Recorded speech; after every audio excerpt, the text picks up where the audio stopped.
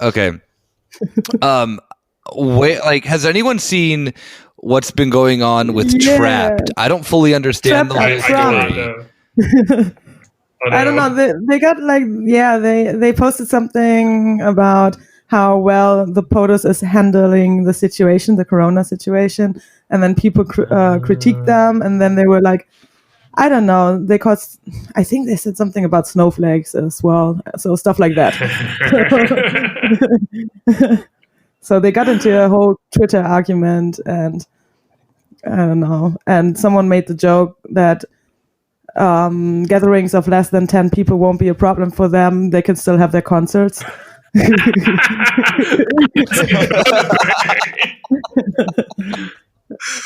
Oh God, fucking kings.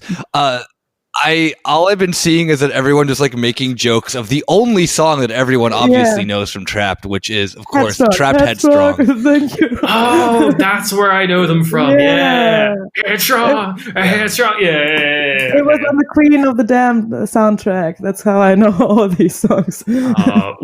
Wait, hang on. Which soundtrack was it in? Queen of the Damned. Oh, Queen of the Damned, right? Because I thought you said Scorpion King, because that was the ultimate. Like, no, Scorpion King. Yeah, Scorpion King was God's. Oh, that track was also on the Queen of the Damned, though. I know. Damn, that's fucking sick. I just remember the soundtrack of Scorpion King as like a giant like fishing trawling net that scraped the oceans of rap rock. Oh yeah. It was so sick. And then you what was the like the title song? No, the title song of like Scorpion King was I wasn't it Godsmack of the stand alone. That sounds very Scorpion King. Yeah. And the funny thing is that then the like if you go and watch the music video for I Stand Alone, it is just clips of the Scorpion King movie like around them while they're playing music. It is so sick. Very creative. It encapsulates that era of music and movies like perfectly. Wait, let me close the window. Thank you. You gotta close the window because no one comes to be quiet. Exactly. Ooh. Okay. I just wanted to add, I will always remember the Scorpion King because I made a GIF of John Kerry as the Scorpion King and all the heroes collecting to defeat Howard Go Dean. on. And finally, Howard Dean, this existential threat to democracy, was defeated by John Kerry and all of his cool friends. That's how I remember it. Yeah. I don't remember anything that then happened in the Scorpion King or the year 2004 for that matter. Scorpion King was just the 2008 election. 2004 election. Yeah. 2004 election, yeah. Come on. Everyone forgot that then. I remember that election was like literally like on election day, it went so short. And maybe I just thought it was short because like, the 2000 election just took like 9 weeks or whatever, however long it took. And I remember that then like by like the end of the day, John Kerry had already conceded. And I was like, oh, is that how these things like normally go? Or did he just lose really bad? It was the latter. He lost really bad. Yeah, that was true because that was also then like the time that Eminem made that Mosh song where he was like, yo, fuck George W. Bush, whatever. Like whatever. My United States of whatever? Yeah, I love that song. Oh, music was weird back then. I know. Yeah, good thing everything's normal now in music. Yeah, right? Bonus episode this Friday.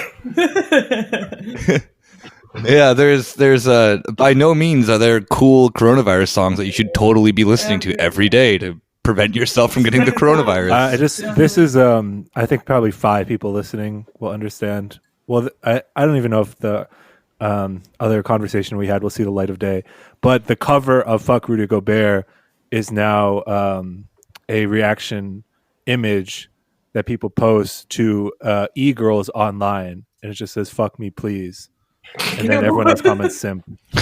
It's a very fascinating community. I've been doing research on them on Twitter simps. I like Everyone needs to look forward to year 2 of Corner Späti, because we've been doing this for a year now, and boy, are things different. I like the fact that like Rob's brain is unspooling as if it was like, I don't know, some sort of yarn. I love it. I love it to bits. Yeah, I just love. Just finally like going where it wanted to go. It didn't ask to be born inside this head. It's just going out.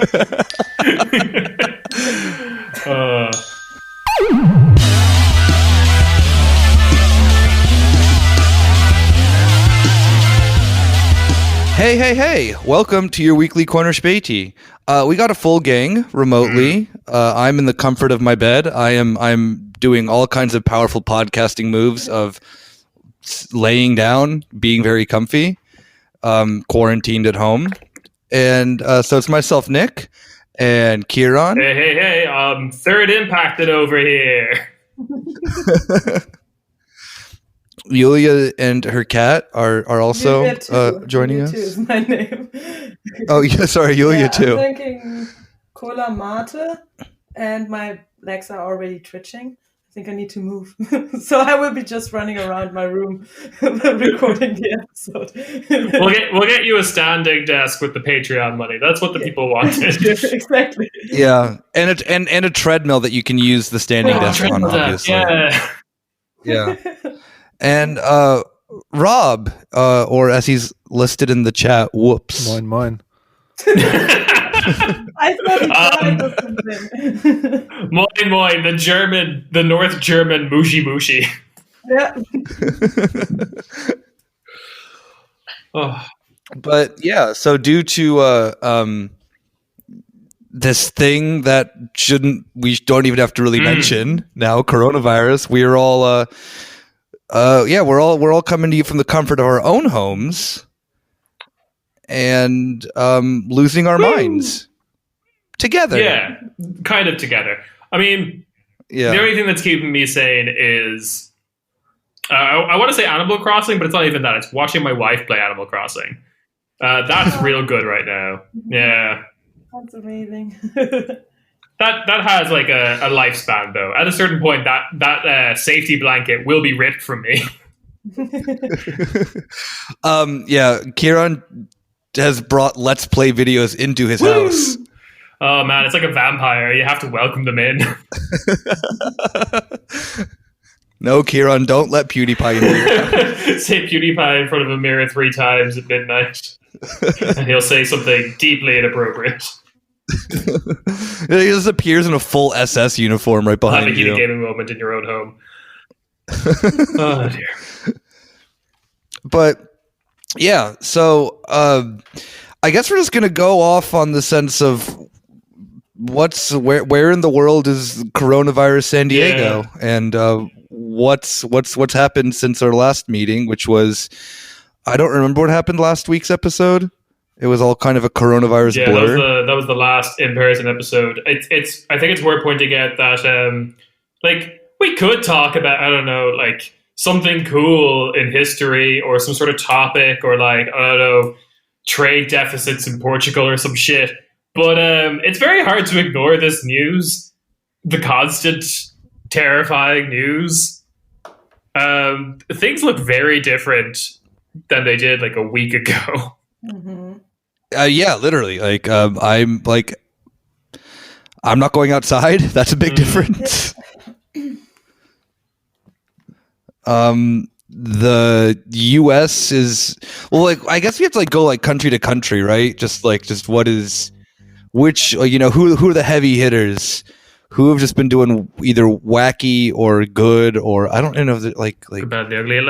just stuff. Yeah. Good, bad, and the ugly. Before we get into that, though, maybe we should do 2 pieces of stuff that we should probably talk about beforehand, which is St. Patrick's Day and Latvian St. Patrick's Day. Latvian St. Patrick's Day. Latvian St. Patrick's Day. Oh. I'll talk about normal St. Patrick's Day, which was, in Ireland, it was fine.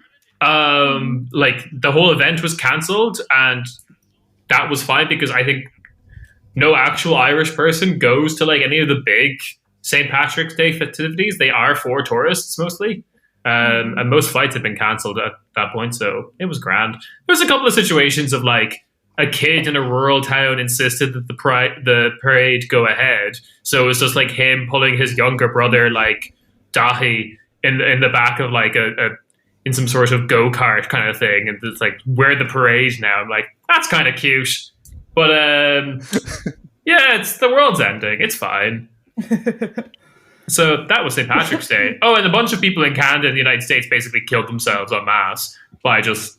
Oh yeah. That was wild. What?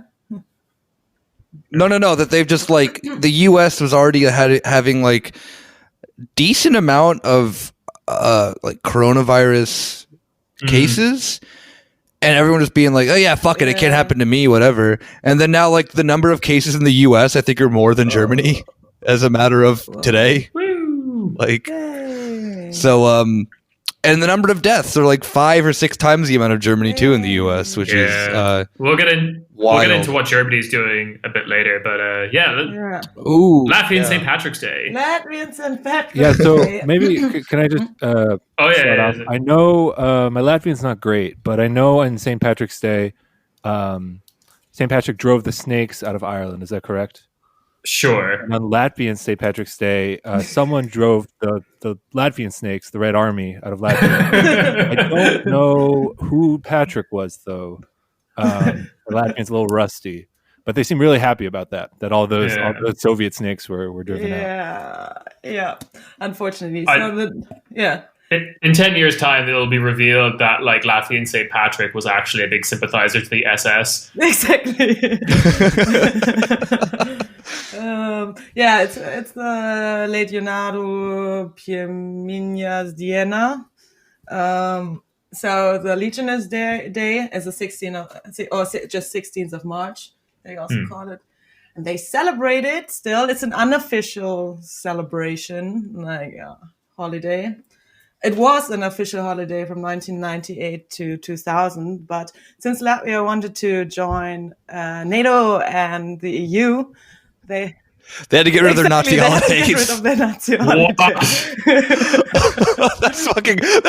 That like you made that up. No, that's not a real thing. Holy I really fucking like shit, the idea of just like in the 50s when NATO was being like basically set up. They're just like, what's this accession chapter here that says you have to get rid of your Nazi holidays? Are you going to use this? I'm like, just keep it in just in case. Pre-accession. Yeah, I'm just so like tough. I'm wondering. Yeah, I'm wondering in the sense of like what falls under that, because like are all fascist holidays in? Because like Alki Day is a really weird one that's kind of like that you're celebrating Metaxas saying no to Mussolini, but then just like all just saying really yes to like the other guys.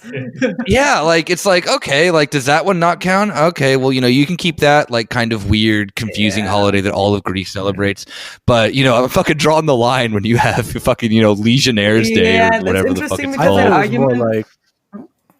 I thought it was more like, NATO is fascist, but they're just like, but you can't, it's like Jehovah's Witnesses, you can't celebrate holidays. So like, you're fascist. Or give you like, blood. You can celebrate, just take a moment to yourself to appreciate the Nazis and then go about your day. No celebrations. Yeah, that's basically what they're doing. The arguments are a lot of the times are like, oh, it's about like national pride. It's about resistance. It's about like fighting for your country. It just happened to work with the Nazis, collaborate with them, joining their voluntary like legions. I mean, it was the only option. That's basically what they say. Like in 2019, the Minister of Defense, Artis Pabriks, he said that the SS Legionnaires were like the pride of the Latvian people in 2019. So. I think some Germans maybe think the same thing too about them. And they still do that. And they have these like weird youth groups like National Latvian Girls or something. And it's basically they stand there and they like give them flowers, the Legionnaires, the old people, the Nazis, the old Nazi collaborators. And it's just like, all these young girls giving them flowers, and then they march with their Latvian flags and some other flags. I don't know. Estonian flags. Sometimes there are Estonian flags and Lithuanian flags as well. And they march to the Brivibas monument, which is the Freedom Monument, and then they lay down flowers. So that's basically what they do. There were incidents where like an anti-fascist group of like Jewish people, I think, like people, they wanted to go to Latvia to protest it from Germany. And as we all know, we have Schengen, or we used to. Now it's all shut down. We used to. Do you remember this thing called Schengen Abkommen? Do you remember a week ago? Where we could still like go across borders and just visit other European countries. That was back then. That still was a thing.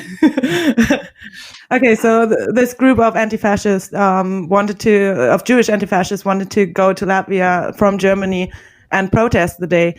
When they arrived in Riga, they were holed up at like at the entrance, like what's it called? The gate, or the gate. Yeah, thank you. Yeah. Flying. That is also so far away from me now. Oh yeah, remember that. I'm looking forward to the next episode next week. We're like, man, remember Italy? That's going to be great. Oh god. But and they were like incarcerated and brought to Daugavpils, which is like a mostly kind of like Russian city in like the south of Latvia, close to the Russian border, I think. Right. It's like Sicily, but for Latvia. And with Russians. So they were incarcerated because they want, like, just imagine, these were European citizens, EU citizens, that wanted to go into an EU country to protest a Nazi celebration day. They were brought to a fucking like confinement camp, now to like a prison, to like a deportation prison, kind of, to be brought back to Germany. Ooh.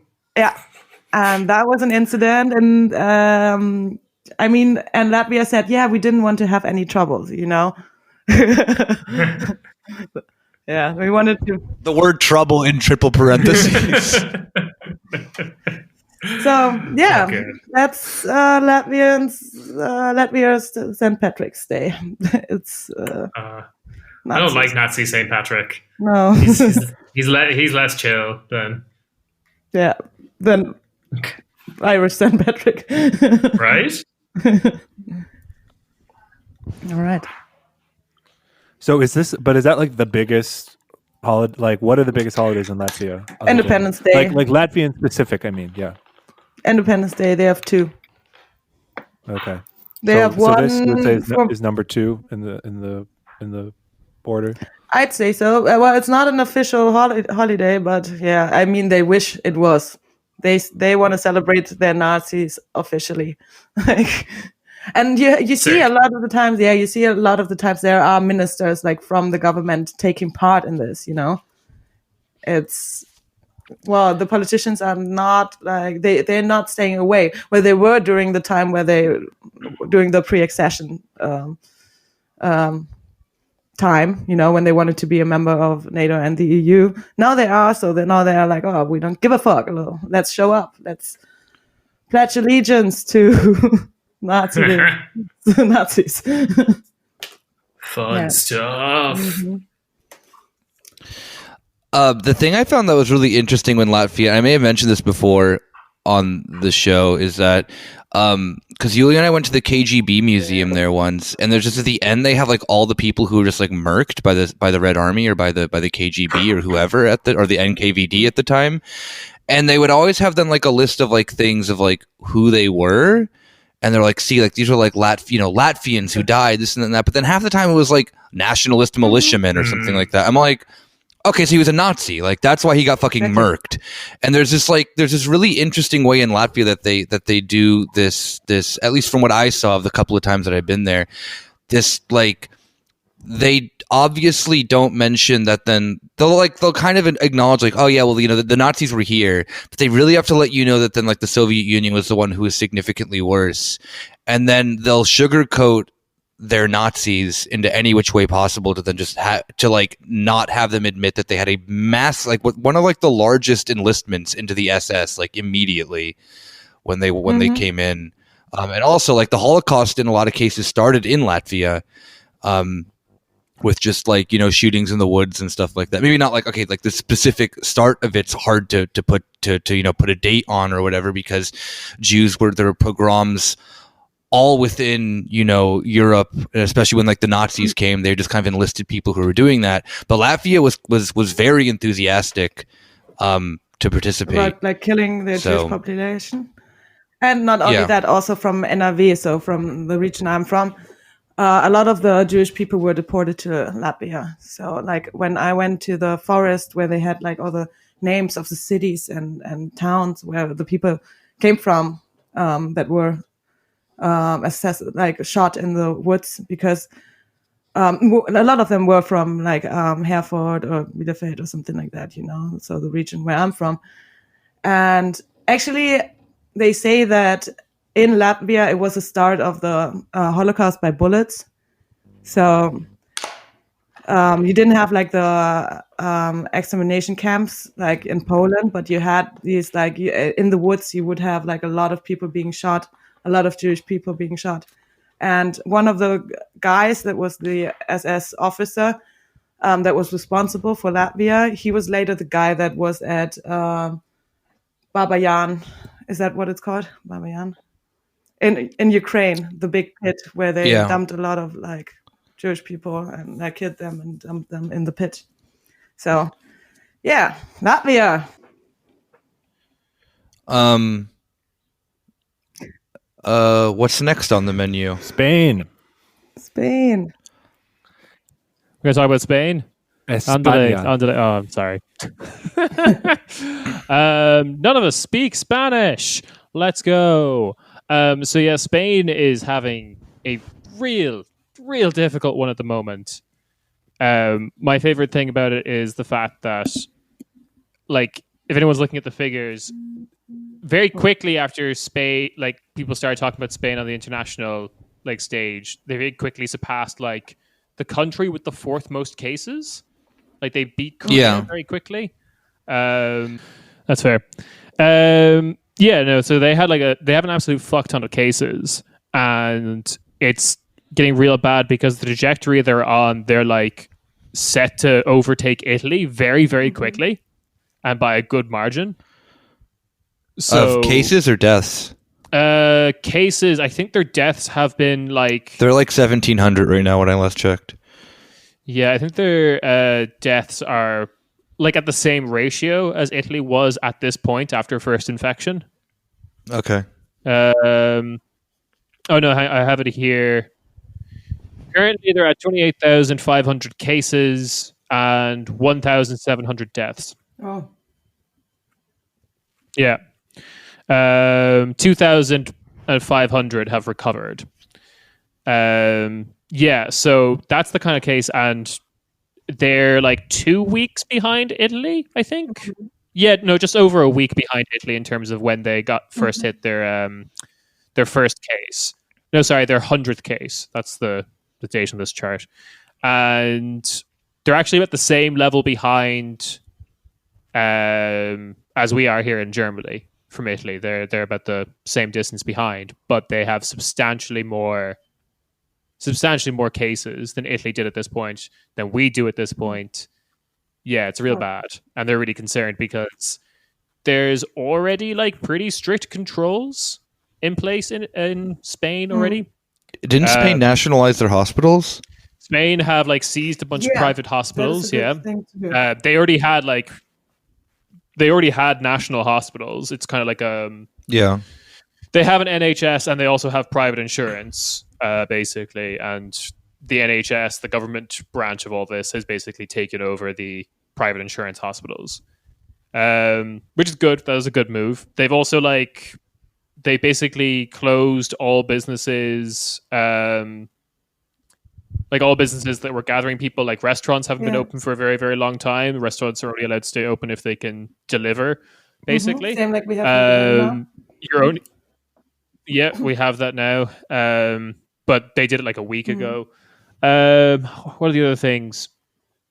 You're fined if you're found outside of your house unless you're going Walk a to dog? the Oh, okay. supermarket. Yeah, or walking the dog. Yeah, it's the only acceptable one. Are you allowed to exercise? But yeah, like, no, you're not allowed to exercise. You have to exercise in your house, basically, if you're going to exercise. Which is why you're getting all those videos of like people in apartment blocks conducting apartment block wide, like Pilates or. Oh yeah, I saw that. It's because you're not allowed to leave for exercise purposes.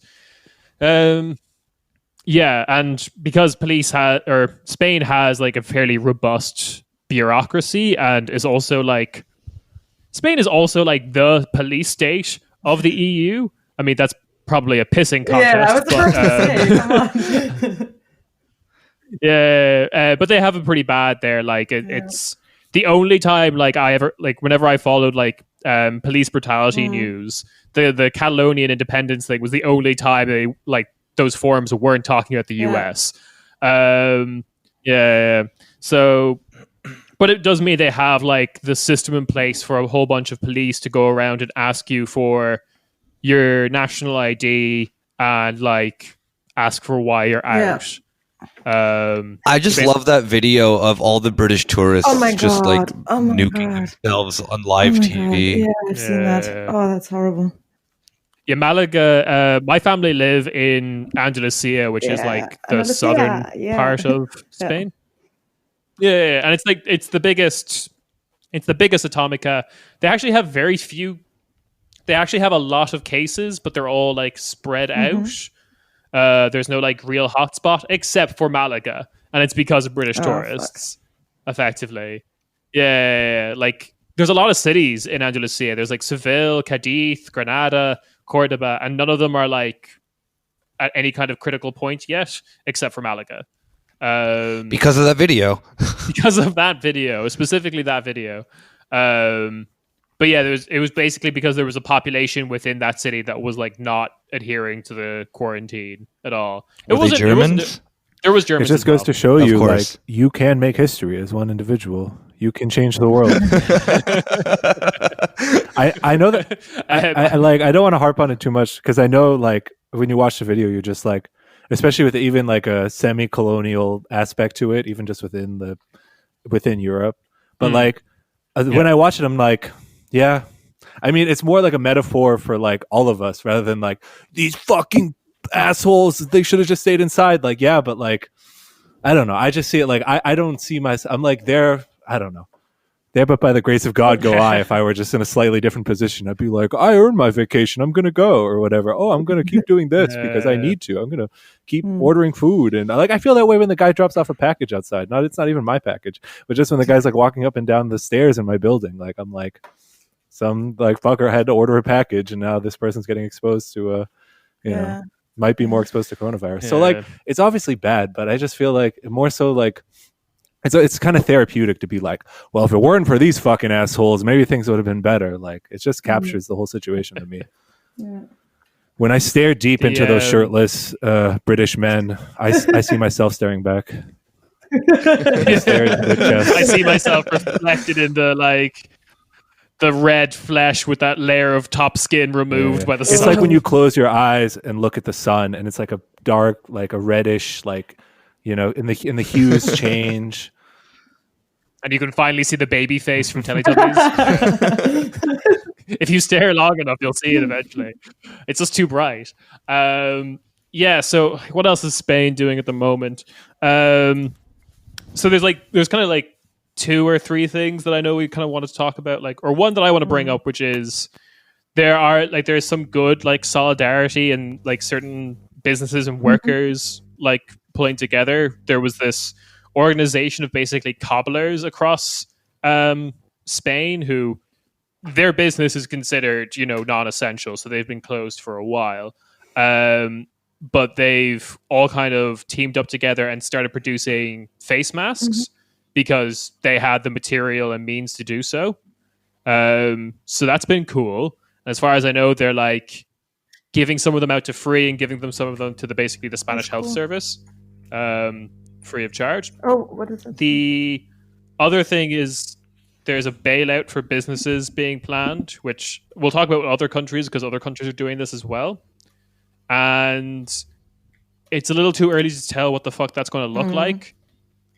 But it seems like the Spanish one might be decent enough. Like it's actually going to protect self-employed, small businesses, medium-sized businesses. It's not just going to like the big fucking Spanish giants that what looks like what France is going to do. Zara, that company in Catalonia that makes like all the equipment to build roads. Oh, is I like, didn't know that existed. Yeah, right. It's one of those things of like when you hear that business exists, it's like, yeah, I can imagine they're massively powerful. Honestly, I feel now. This is. I probably shouldn't say this on the podcast I host that's about European news in a fun, accessible way. But like, I honestly can't keep up with the news. Like, I have no idea what's like.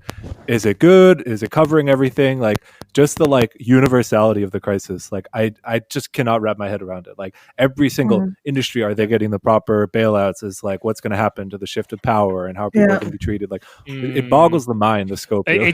I think that's not your fault. It's because of like how fast all this shit is coming out. It's like dizzying. It's happening to multiple countries at multiple times, so you're getting it like it's happening to literally the whole world. Like, I mean, now especially, and in the coming weeks. Yeah, but like I guess the wave that we're in at the moment, because like it happened to Asia earlier, it's like starting up now in Africa. Yeah. Like India just imposed a curfew, for example. Yeah, but I haven't, for example, I haven't heard anything of like out of Central and South America. Oh, they're doing like Central America was one of the first to do like heavy, like curfews and closures. Yeah. I've been really enjoying watching the like will he won't he of is Jair Bolsonaro infected with coronavirus or not? I mean, And the thing that then's the best is that he did a press conference the other day where all of his advisors had masks on, and then every time he spoke, he took his mask off and then put it back on, and it was just all like poetry. Yeah, and just then like there's so many people in his boys who are close to him who all fucking have it. So one, I have a hard time believing that he doesn't have coronavirus, but second, like, gotta just appreciate that then, the coronavirus, even if he has it, just will not keep this man down from just like going in public and touching people and being way too like in the public eye. Yeah. Oh god, I love it to bits. But the other thing I know about South America is just the Argentina and Chile have kind of really taken advantage of the moment to like suppress protests. Yeah, France too. What France as well, yeah, for sure. That they use the crisis as a good excuse to basically end. Exactly. Yeah, I wanted to talk about strikes. That because of course, they started like immediately with forbidding like a large number of people gathering. So that was kind of like that came in handy for them. Also, there's very opportunistic. Also there's a thing that you have to put your name down. Like they have this like formula this like document you have to write. You have to write in your name and the purpose of you leaving the house now that they are like under. I was about to say house arrest. No. All of France is under house arrest. Yeah, quarantine. Yeah. Pretty much, yeah. Which, in my opinion, like causes, of course, a threat, especially for people that maybe are not registered in France. So, like putting down your name, revealing your details to the police. I mean, they would use that shit, Like, it's. You have to. Hopefully, you have to carry it around, and of course, like as we know, our world and the societies we live in, there will be a lot of racial profiling on the street as well, you know?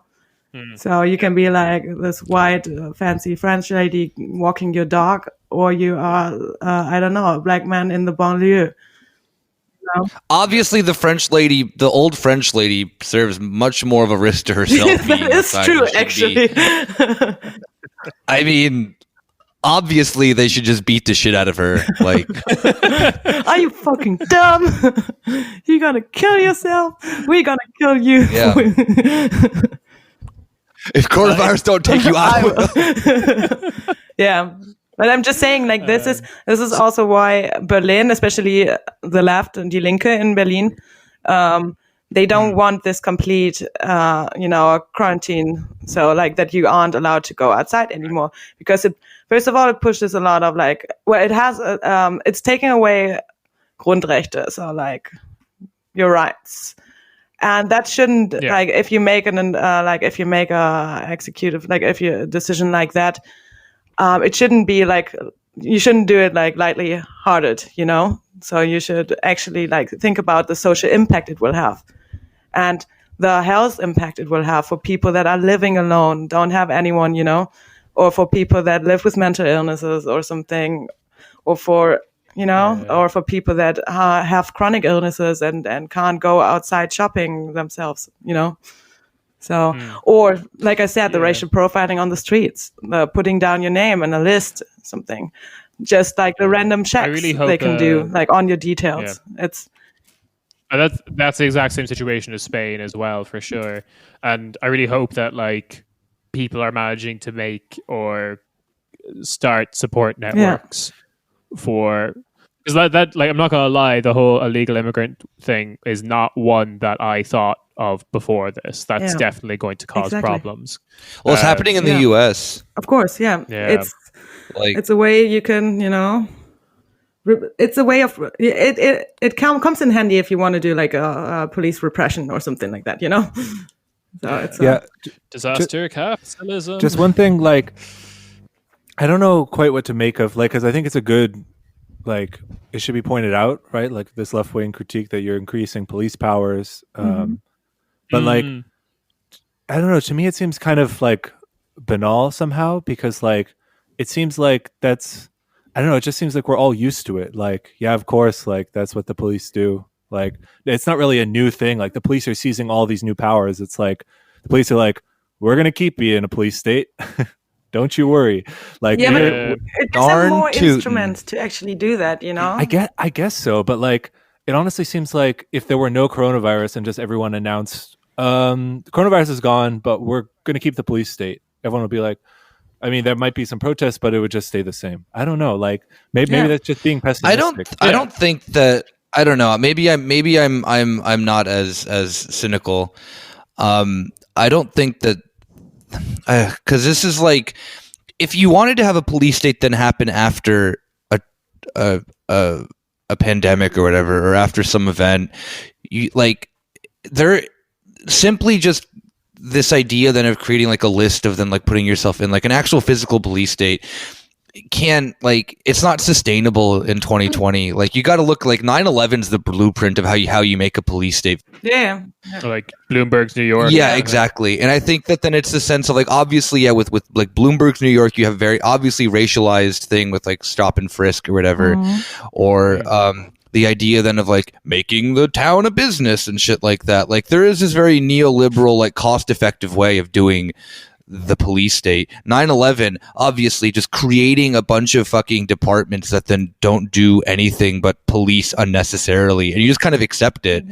I think that would obviously be more realistic than seeing an actual like log of people staying around, because people wouldn't like after the emergency goes, people would immediately then start questioning, like, why do I still need to do this?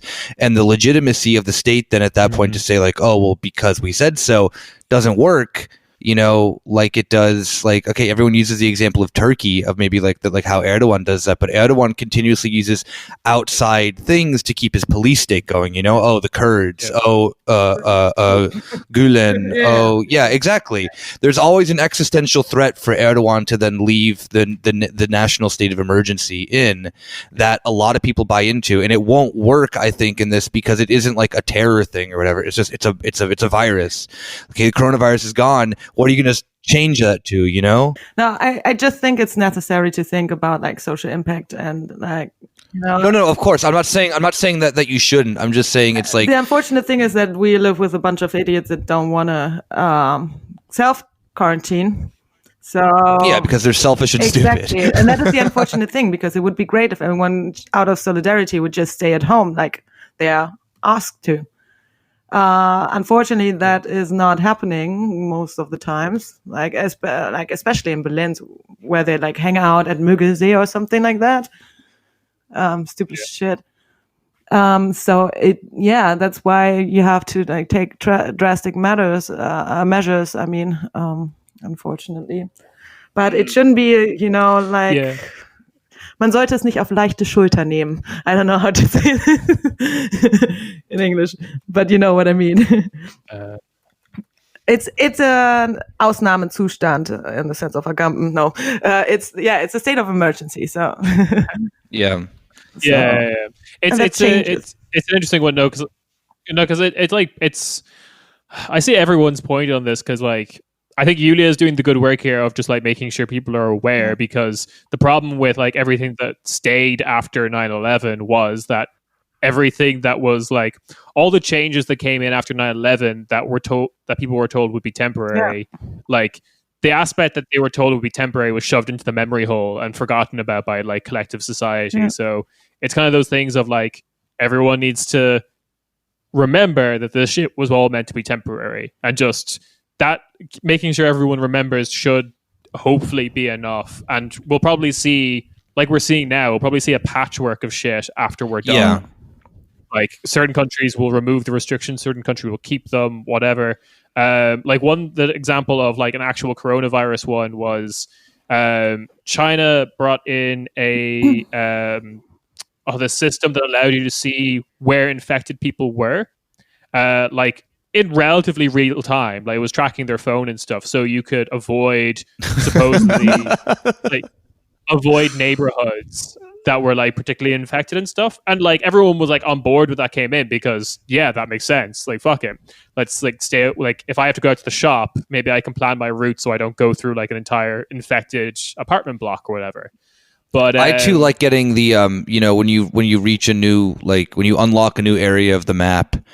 And there's all those things. Yeah, there's all those things that then you're wondering of like what's over there, and then it's like appears on your screen or appears on your mini map, and you're like, oh, okay, like. But the issue with it now is like they've kind of more or less, now that the crisis is clearing in parts of China, I'm not sure if Wuhan it's cleared, but other parts of China it has. They're still just been like, no, we're just going to keep this app. That's fine. You can keep using this. So that's a little weird.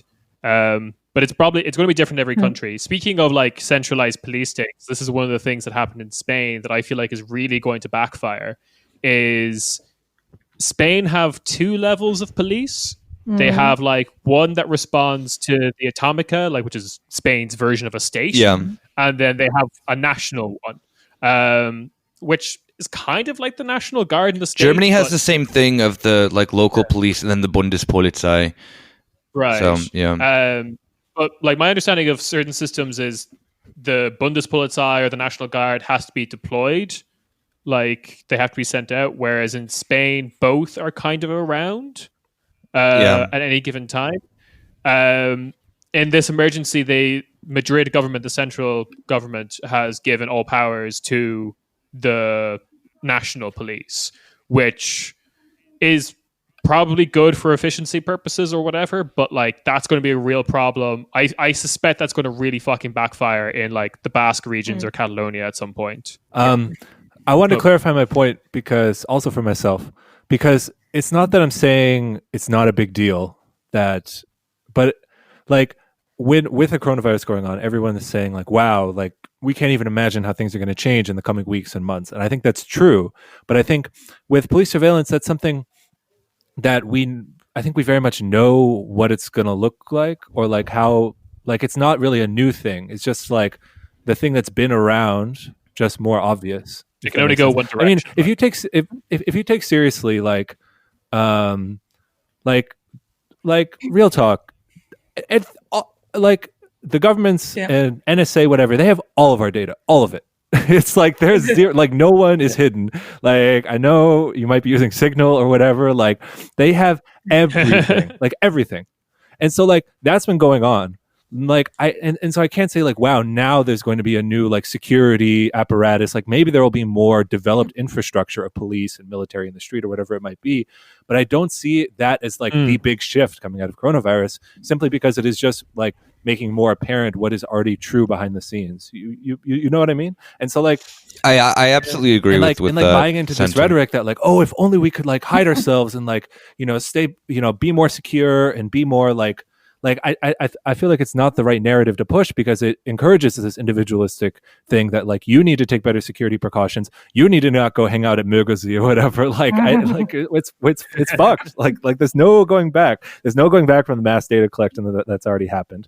And so like once you acknowledge that, it's like, where do you turn to now? Like there's limits to these, like, I don't know, whatever Foucaultian analysis, like the panopticon is already here. Like you can't get out of it. Like this, like, and that's not even to say it's not worth pointing out, but like, I just struggle with like what to do next once you acknowledge that. Yeah. No, I'm just saying. I'm just saying. Like, of course, I don't think that after this will be like a complete police state or something like that. I just think people should be aware of like consequences, because especially for like vulnerable people in society, like people that are not registered, you know, it has a different impact, and you see that already in like what is happening in the refugee camps. Unterkünfte in Germany, how they go in there and like separate like the groups with like heavy armed police forces and Wasserwerfers, or like fucking, what's it called? Water shooters? water hose. Fire hose. Yeah, that shit. You know, stuff like that. So you already see like that you have more drastic, you know, responses to situations. I'm just saying that there are people like that are more vulnerable in society that we should like make sure. No. Yeah, of course. Yeah.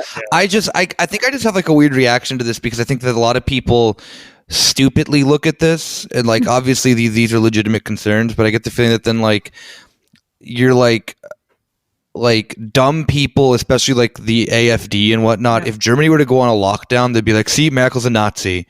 You know, because she's using the state, and using the state is an automatic comparison to like Nazi shit. But then when Germany actually has Nazi shit happening in it, like murders and whatnot, or there's the you know, just how deeply involved the, you know, state is like, cool. Yeah, no, like how, yeah, and it's like just how deeply involved the state is in like these, you know, like spread of Nazi shit, being very involved in it, as we've seen with what's his name, the former head of the Bundesnachrichtendienst, Georg Maaßen. Yeah. I always mix him up with, you know, like, because Maaßen and Maas and But so I mean, like with all this shit, then like actual Nazi shit happens, and obviously like most of Germany like really doesn't blink, and, you know, just like doesn't even blink an eye to it. I think the recent thing in Hanau is like one of maybe the first things that then you actually saw like a response more so than other, but nothing. I mean, still, like everyone's forgotten that happened, you know, for the most part. I think that the news cycle of that was very short for how just massive of a fucking crime that was. You know, so it is really like it is a thing that then, regardless of what happens here, dumb people are going to use it to then just say dumb shit. Yep. And whether so Merkel doesn't do anything, which is kind of like I mean, maybe this is a transition into what Germany is doing, or maybe not. But my personal opinion of just like Germany's not doing enough. But then it's also kind of the sense of like, well, if Germany did things, then it just plays into the cards of everyone who doesn't like Merkel. And at the moment, it's not the left. You know, like the left has a horrible opposition against her. because they've kind of been too friendly to her for the longest period of time until very recently. I think also the left-wing opposition in Germany has been more focusing on the AfD. Maybe I have this wrong, but they're more talking about like if there's any criticism towards Merkel, it's almost her complicity. God damn it, her complacency. Right, it happens to me too. You know, don't worry. English is a fuck.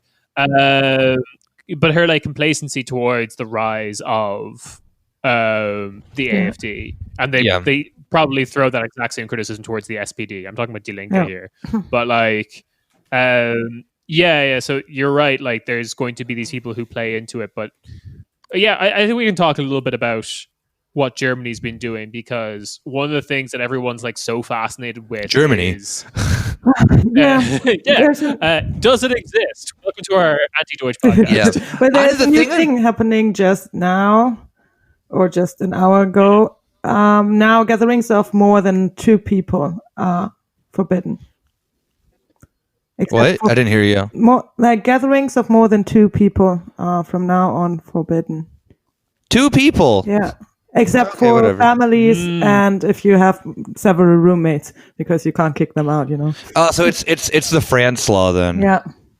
Okay. Yeah, like in Spain, they had that when you're outside your home, there's only one person outside the home at one time. Like this is the thing about looking at Italy and Spain is that stuff is coming here. It's not really a matter of if, it's when, and possibly some devils in the details about how things are executed. Yeah.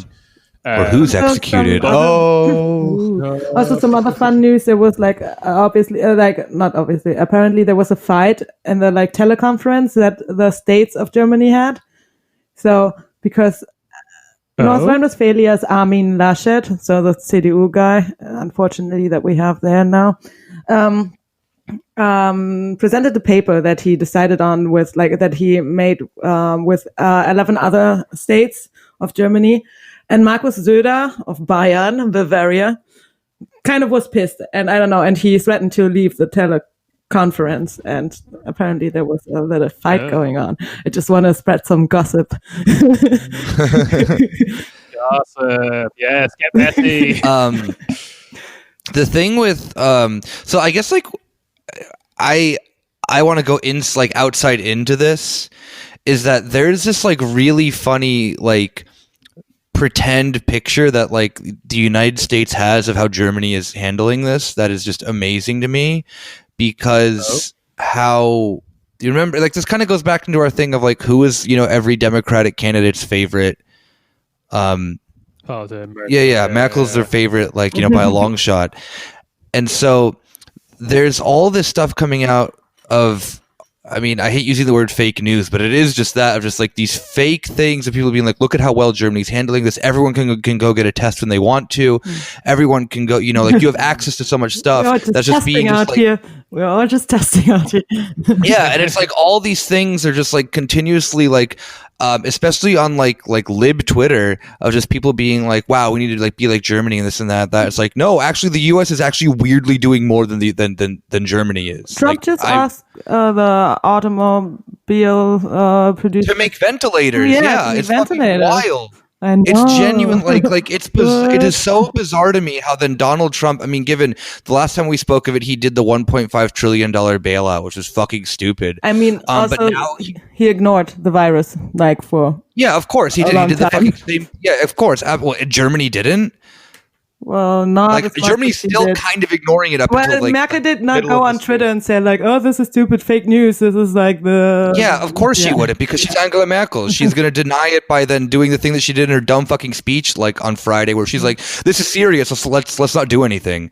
That's just a different level of stupidity, where Trump is just being Trumpian about it, which is like kind of funny and also really destructive. Merkel you have a lot of dead people in the US right now, so.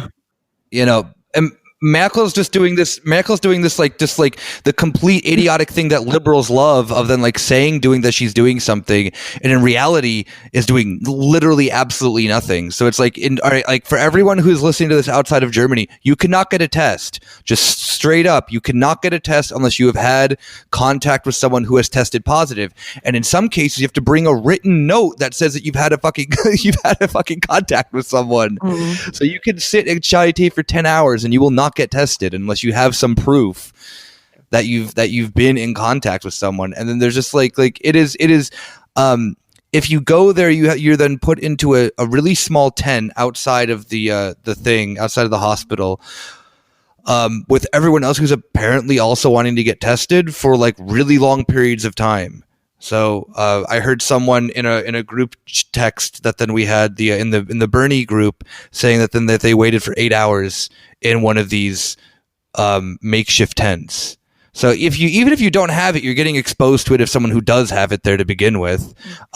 You probably won't get that test. Your results take a super fucking long time to get anyway. Like South Korea had drive-through what are they called? Drive-through coronavirus tests. The United States is setting something up like that apparently as well.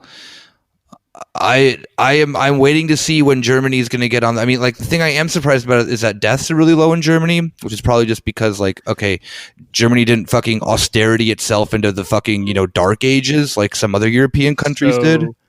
There is a lot of analysis of that now at the moment, and from what I've seen, so this is really interesting to compare, particularly to the US, because one of the things that people suspect is happening in the US is that there's not enough testing being done, and that's why the numbers are as low as they are for a population of 320 million. So like most experts say the reported numbers in the USA are probably higher than what we're seeing. Yeah. However, the analysis I've seen of Germany, and I think this is happening more in NRV or Bavaria, like in the problem areas, is that they are doing more tests. However, both of these kind of have like the cynical motives behind them. So the US didn't do any tests for a very long time because they didn't want to scare the market. I heard that. Money is sick now. Yeah. So the thing that Germany was also doing something similarly calculated, but the people they're testing are in a younger demographic. For example, if I remember this correctly, the average age of death of someone with coronavirus in Germany is like in the mid to late 80s. However, the average age of infected is about 46, which is much, much lower than Italy's average age of infected or Spain's average age of infected. The cynical take here is they tested a lot of people young who are on the younger demographics so that the death ratio didn't look as bad. Yeah. However, other aspects are saying this is probably more reflective of who actually has coronavirus, because people in other countries who are getting tested, especially in Western Europe and the United States, are on the older side of things because they're seeing really serious symptoms or are dying. Yeah, and I think too that the sense of like just a lot of like funny things that came out of Berlin too in the coronavirus thing of that like you having then like the Berlin police doing like a Twitter message thing of like, if you were at like Kata Blau, a club in Berlin between these 3 days, you need to get yourself checked. And it was just like, of course someone who fucking like was just sick as shit. And they're like, I'm just gonna do a shit ton of ket and it'll cure it. Whatever, like, whatever, techno will cure my coronavirus. Okay. Or, I mean, obviously it was definitely a case of probably someone who didn't have any symptoms. But yeah, that was really funny to me. Of then just like all of these things of like I remember the other day I saw a bunch of people like playing basketball in the park, like maybe the one sport that you shouldn't do when there's a fucking pandemic because you're just like rubbing up on your fucking homies. Yeah, it's like throwing the disease vector to one another. Yeah, basically. Pretty much. この瞳は鮮やかに今君しか知らない踏み込んで目覚める Hello, this is Andrew Cuomo speaking, your governor of New York, the greatest state in the nation. I'm here speaking to you to address the coronavirus crisis. All right, I'm on your TV all the time, and since you are stuck in your home, many of you are calling me bae and want me to hit your back walls. All right, and I'm here pledging to you, when I'm not on CNN, just talking and acting important, that when this crisis is over, I will be there with you as your governor. All right, and while you're stuck in your quarantine, when you're not watching me on TV, you should be listening to the Corner Späti podcast. Corner Späti, they have a Patreon, patreon.com/Corner Späti, where you can listen to extra episodes and content. I will continue to be on your TV, and as your governor, do everything I can to solve this crisis, and we will get through this together. I am Andrew Cuomo. I will solve the coronavirus crisis and then make you come.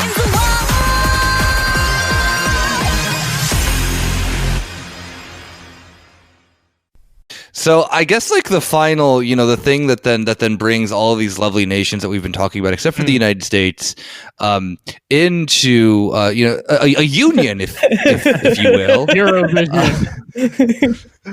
Eurovision, exactly. You're damn right I'm pro-union. Oh, god damn it. Yeah. Yeah. So the EU, they've been doing nothing. I don't know. Like it's oh no, Rob disappeared. There he is. He's back. Yeah. Yeah, definitely. What was the video that was like given this guy is like definitely very problematic, but was the Prime Minister of Serbia? Yay, Vucic. Vucic. Wait, hang on. Sorry, was that a real sound? Yeah, that is a weird sound. That's his name. Oh, you dropped the microphone. Yeah. So he had the speech being like, they're all shit. A beautiful speech saying Serbia pledges fealty to China. Exactly, that European solidarity is not real because the EU had some embargoes on or regulations when it comes to medical stuff, medical devices. And Vucic, I love when I say it. Serbia. Said, they also have this regulations when it comes to Serbia, and they're not going to help us. Not Serbia. And since Serbia is a pre-accession country, even though they are flirting a lot with Russia as well, from time to time, and there's that. It's a complicated relationship status with the EU. It's complicated. It's like someone in your polycule is also in another polycule. That's basically Serbia. Exactly. And so he said, we're going to turn to China because they are the ones that are going to help us. And probably that is actually true. China's had a strategy with the Balkans for a long time of using them as a way to backdoor into the European market. Mm-hmm. Yeah. They were building a whole bunch of infrastructure in Montenegro because they were like, this country's probably going to be in the EU next. So yeah. Even Greece, after the financial crisis, just had a bunch of Chinese money just get flooded into it, left and right. Yeah.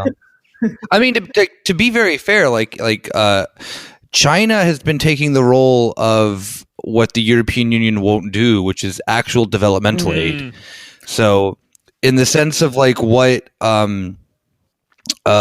called? In the sense of with Greece, after the financial crisis, the European Union obviously had, they're trying to pass the strict austerity measures for them.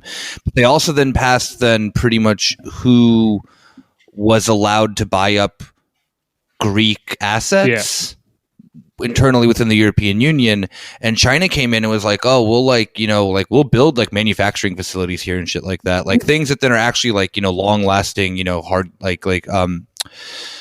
physical capital that isn't just, finance or whatever, or just, not just like, Deutsche Bank buying up fucking like all of Greece or whatever, Germany owning all of Thessaloniki now or whatever. So it is like, is it China then flexing their new position within like the growth, like becoming obviously the next global hegemon? Yeah, of course it is. But I do think that then, and maybe this is just me like looking at this too optimistically, but I do think that the way that China does do this internationally, like we're seeing with the coronavirus, of them offering assistance way before the US actually does, and offering like actual doctors on the ground and shit like that, similarly how like Cuba does, is impressive. I mean, I can't say that like the US just throws money at NGOs that are just like CIA ops half the time. So because that kind of leads us to the other examples of like the supposed failings of the European Union.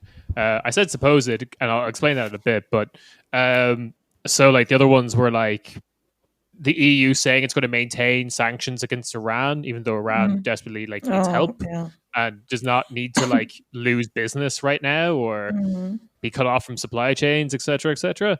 And then the other one was some local politicians in Lombardy, which is a northern Italian region, one of the worst hit by all of this.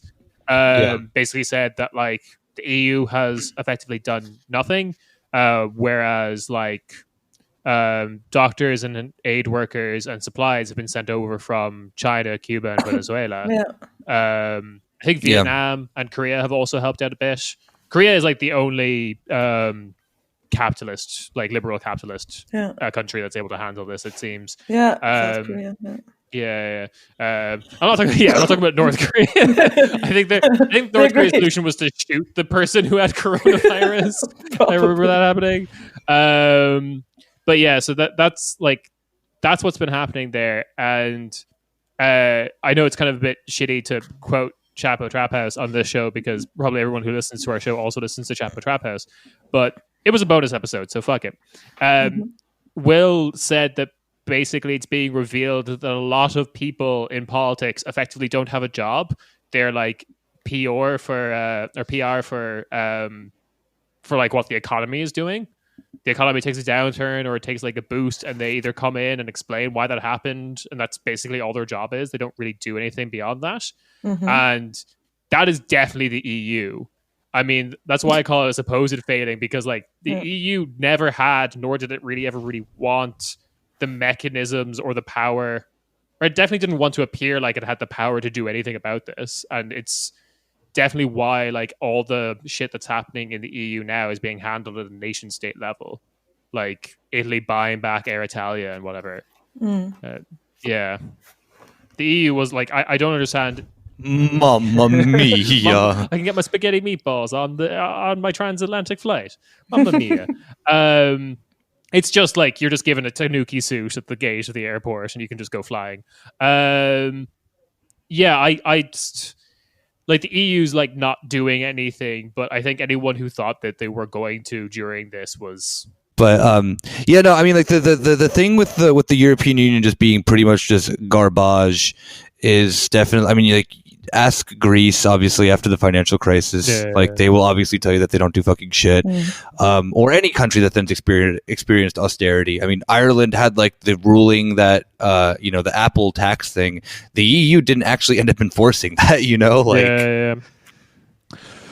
Yeah, they have no power effectively. So the fact that they would do anything that would be like a large mobilization, the kind of mobilization you need to combat this was an absolute fairy tale.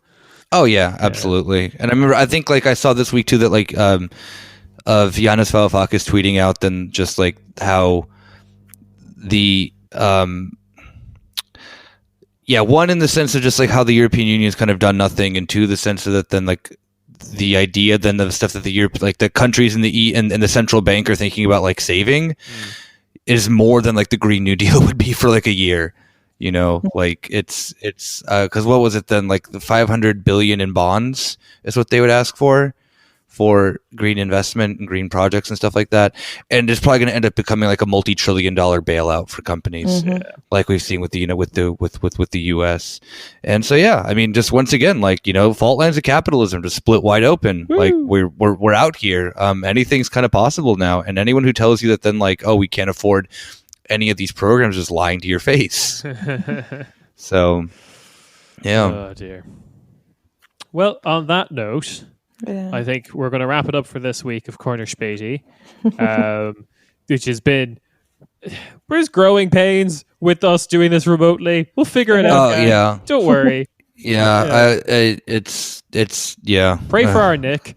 That's no, editing will be fine. It's just I'm pray for me regardless. Actually, I need it. Cool. And I guess just check us out next week. But also, if you're alone and on quarantine, Saturday, 7:00 Central European time, I'm doing Girovision on Twitch TV /Corner Späti, Spaeti, spelt the German way of spelling things when you don't have an umlaut ready. So that's going to happen. It's going to be weird. Everyone's going to be joining the call. Nick will hopefully be there the whole time, but we haven't had Yuli will be there the whole time, but tech permitting, I guess. Yep. And we're gonna have a vote. We're gonna have a jury. It's gonna be great. There's 41 songs. Let's fucking go. Eurovision. It's gonna be 8 hours long, or however long Eurovision is. Deutsche Bank presents Giro Disney presents Girovision. Girovision. I gotta say, I haven't listened to all the songs yet, but I don't know if you guys saw. You have time, but like I already know what's gonna win. It's I don't know if you saw everyone singing "Imagine," like Macron, Christian Lagarde, they all got together and sung "Imagine." Oh damn, you guys, we missed it. We missed the 6:00. Everyone go on their balcony and sing "Ode to Joy." Oh my god! Where did you think I went? That's what I was doing. Damn it! I forgot to blast TJX6 off my balcony, like I said I was going to do on Twitter. Yes. Shit. All right. And on that note, we'll see you guys all next week, or for I guess I have to mispronounce the word Euro, but Girovision. Girovision, yeah. So check us out next week. We're all going to go out now to our balconies and blare the happy hardcore remix of "Ode to Joy," which is just "Ode to Joy" at 1.5 speed with some anime quotes over it. Hell yeah! Sounds great. All right. Yeah, be safe, everyone, and don't be stupid. Please live through this. There'll be time to lick the U-Bahn later. Yeah, you can lick the U-Bahn on your own time, just not during quarantine. Yeah. You can lick things around your house that you like resemble things on the U-Bahn. It's not the same. Rob's just like sitting, just like fucking painting poles in his house yellow just so he can lick them. My mom tells me we have U-Bahn at home, but it's not. It's not the same. All right. Bye-bye. Peace. Bye. Bye.